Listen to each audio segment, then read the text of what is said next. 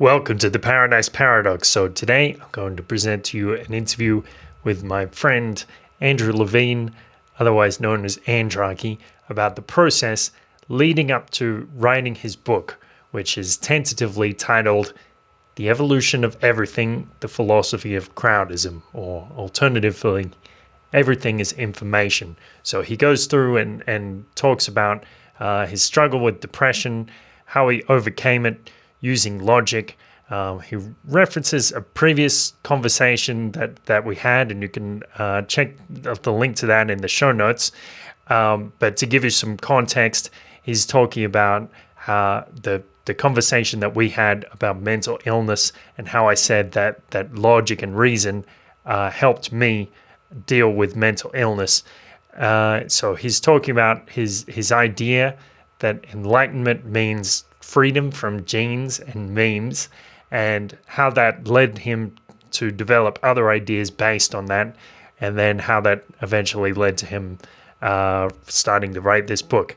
So you can jump on to Steemit, Steemit.com. You can check out us there, Paradise-Paradox. You can check out me personally at Churdzu, and you can also check out Andrarchy at Andrarchy. So you can check out those links in the show notes. This is episode 145 of the Paradise Paradox. So for the show notes, www.theparadiseparadox.com/145. Thanks so much. Keep it cool. Let's get into it.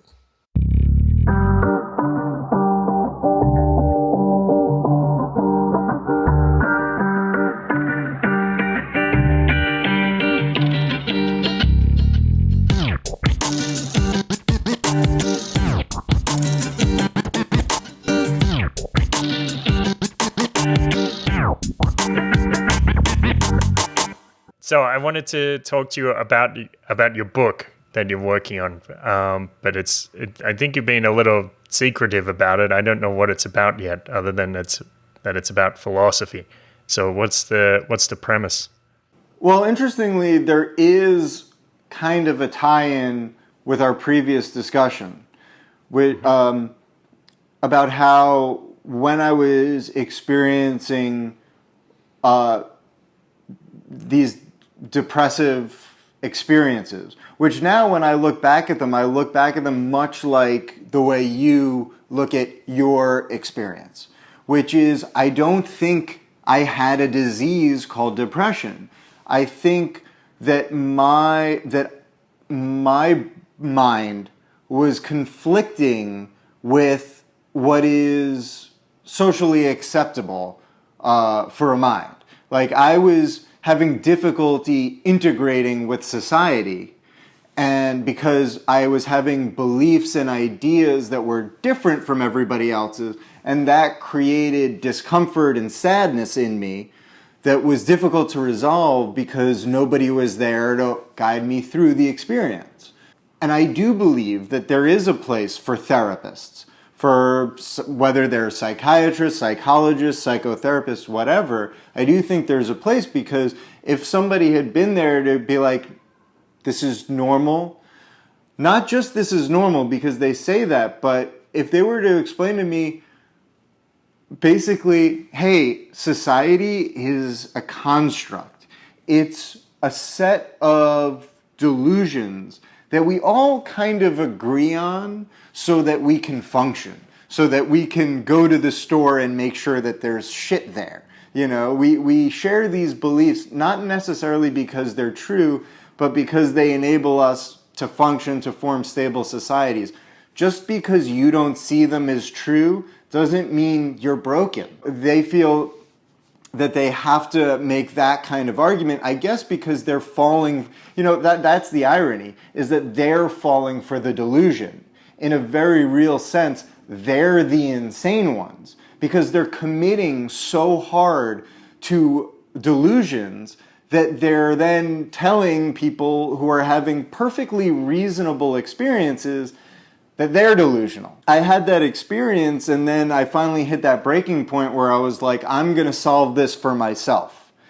And that sent me along the path where I eventually decided, this has been such a beneficial way of thinking that I want to write a book called The Healing Power of Reason.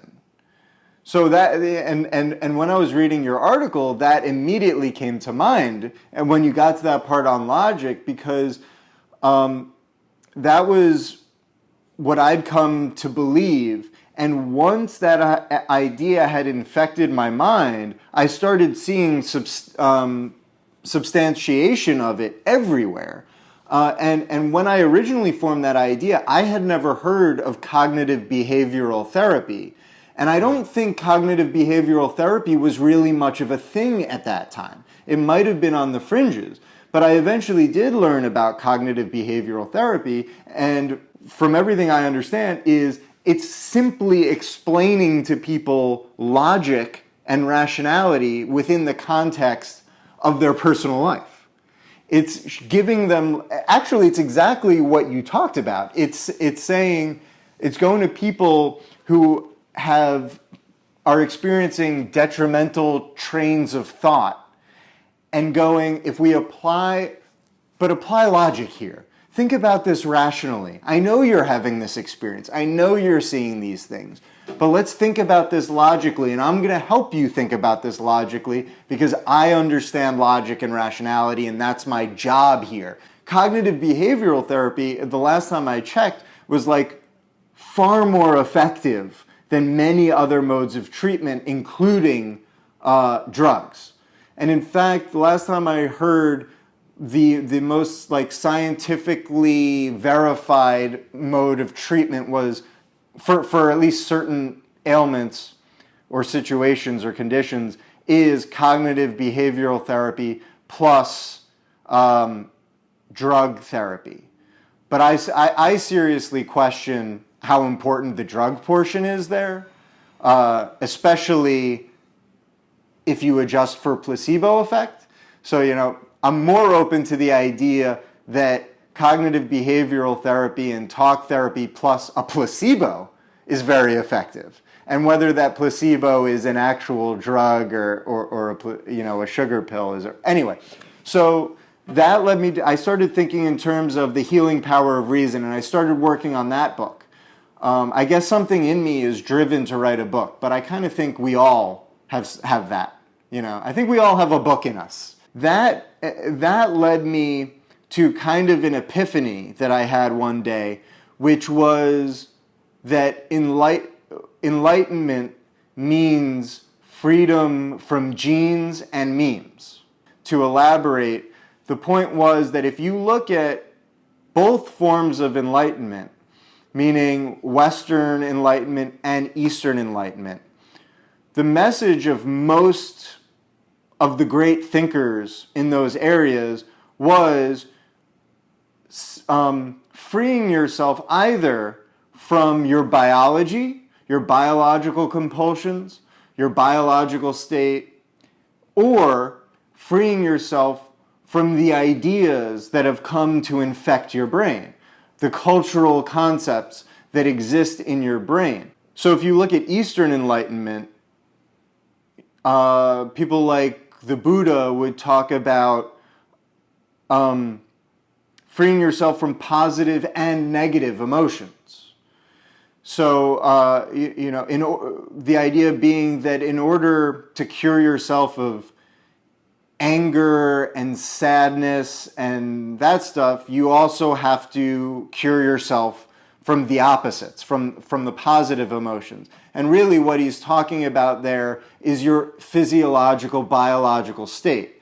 So just because you feel sluggish and sad, that doesn't necessarily mean that you should or that you really are. You can understand that that's a biological state. And so in Eastern philosophies, what they'll tell you to do when you're experiencing those is to kind of is like to sit in it, is to be at peace with the experience that you're having, and that what you find if you do that is that you quickly move past it. as opposed to going, I shouldn't be sad, I shouldn't be sad, I shouldn't be angry, I shouldn't be angry. Or I need to take something to fix this sadness or this anger. If instead you just say, I'm angry right now, my body is upset right now, I feel this way right now. What you often find is that you quickly move past that, and that's a way of freeing yourself from your biology.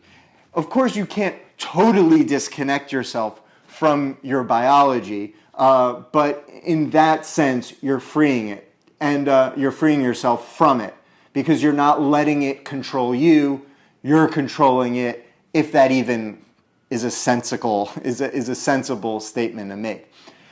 And the other half of that, the freedom from memes, is that our biology isn't the only thing that causes damage. I mean, that's basically what we were talking about in our previous discussion, is how you can believe all kinds of things, all kinds of ideas can come to inhabit your brain. It doesn't mean that you should give them complete and utter control over yourself, just because it's in there. You know, and so the idea was, and again, like, this was an epiphany in the sense that it wasn't purely rational. The thought came to me one day, what is enlightenment? Oh, it's freedom from genes and memes. I just thought that. There's no I'm not going to claim that it was rational. What was interesting was the thoughts and experiences that came after that. The evidence that I came across as a consequence of thinking through that prism was remarkably powerful. And what that eventually led me to believe, and this is the subject of the book that I'm working on now, and I hope to begin publishing in pieces through Steemit over the coming weeks, is that there are, in fact, some problems with that premise, that enlightenment is freedom from genes and memes. And the book I'm working on now, I think, better addresses what I was trying to get at through that mantra. Like, I still think it was immensely helpful, but there are several fundamental assumptions that are faulty or problematic in that previous statement. For example, the central position of genes, that genes play in your biology and your mind and everything, right? This is a commonly held belief, and I would argue myth, that I think will probably be very, very disrupted in the coming years. This idea that we have genes, and they make us. And everything starts at the gene, and it's this thing from which we erupt, as opposed to just being another piece of us. You know, a smaller piece of a larger whole. I remember 7 or 8 years ago, I was reading Rupert Sheldrake, and he talks about these experiments with fruit flies where he applies ether to them, and it causes them to grow extra wings. And at the time, that was very bizarre. But now, just a few years later, almost everybody accepts epigenetics, that environmental factors can affect the expression of genes. And yeah, absolutely. You know, there's so much that goes on outside of the gene which determines who you are, that it's becoming less and less rational to give that role to the gene, that it's this master. I mean, I think genetics is really important. I think I love evolution. I'm an evolutionist. I believe in it. But yeah, epigenetics is a great example of how our beliefs on this are really changing. Anyway, to cease being so mysterious about the book, which is not intentional. The tentative title is The Evolution of Everything, the Philosophy of Crowdism. And And other titles that I'm playing with are Everything is Information or The Evolution of Information. These are other titles to give you an idea of kind of the principles at work here. And really the central premise would be that everything is information.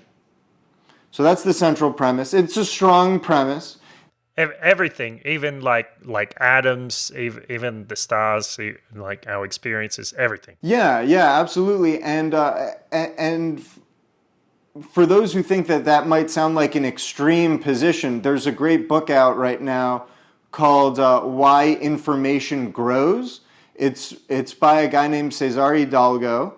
He's out of MIT, so he's not like a kook or anything like that. He's either a mathematician or an economist or both. And his book is very straightforward. It's very interesting. It's very logical. I highly recommend the book. And this wasn't the central point of the book, but in it, because of the nature of his subject matter, he defines information. And he goes into the history of the term and the whole background and where the word came from and what information theory is and the insight that it lends. And he is the one who describes information as order, as simply order. From an information theory perspective, information is defined as order. So anytime you show anything that has order, you're looking at information. And of course, our bodies are highly ordered. You know, when we wake up, we're not a puddle of mud. We're still the same body. We're still the same form, which is only made more fascinating by the fact that none of our cells are the same, right? You know, our body is constantly breaking down cells and rebirthing cells and replacing old cells with new cells so as to maintain this ordered form. So our bodies are information. Cultures are obviously highly ordered. Societies, cities, states, countries, you know, these are highly ordered formations of human organisms. So there again, we just have more information.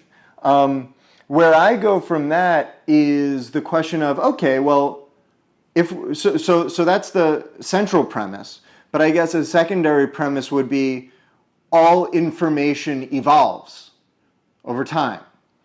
So we have everything is information and all information evolves. So from there, what we can do is we can go, okay, what is education? Okay, what is education? Okay, well, let's look at the information, right? And look at how it evolved. And so when you look at the question of education, you see institutions, things we call institutions, that evolved over time, right? You know, people built certain things, they evolved, and what we have now is an evolution of these systems. The point merely being that it gives you a prism through which you can look at anything. Because if everything is information and everything evolves, then that can give you insight into the nature of anything, whether it's education, whether it's politics, whether it's technology, you know. Although I probably would go on to make the point that everything humans do is technology, but that's later. So what I want to do with the book and what I've started to do with the book isn't complete, but I have a good beginning, is to just start from the beginning, to start with the Big Bang and to show how the evolution of everything leads very naturally from the Big Bang to how everything leads very naturally from the Big Bang to human consciousness, and then hopefully, consciousness, and then hopefully what comes after consciousness or human consciousness. Because if we can understand why the Big Bang naturally leads to humanity, then theoretically we might be able to use that to figure out what is going to happen next and to hopefully, gain something from that exercise. Thanks for listening, and we've got more great stuff coming up. An interview with my buddy Luis Fernando Mises, talking about his experiences as a shaman, interacting with extraterrestrial beings, and also a conversation with my buddy Luke, talking about picking up chicks, I guess. So this is episode 145, so you can look at the show notes, theparadiseparadox.com/145, so you can get the links there to Andrarchy's page on Steemit, my page on Steemit, the Paradise Paradox on Steemit, and also interesting things, links to the book that Andrew mentioned about why information grows, and links to previous episodes. So thanks so much for listening. So again, head on over to theparadiseparadox.com/145, and you can check out the show notes there. If you're feeling generous, or if you're feeling like you've got some Christmas spirit left over, jump on over to donate.theparadiseparadox.com, and you can give us a tip. We appreciate it so much when you help us out. Much appreciated. We love it when we see those emails coming in from PayPal, or those satoshis coming in on blockchain.info. Much appreciated when you give us a little tip there. Suggested donation, $1 per episode that you like, but you can give any amount. We don't care, as long as you give. It will be humbly received with many thanks. So thanks so much. Have a good one.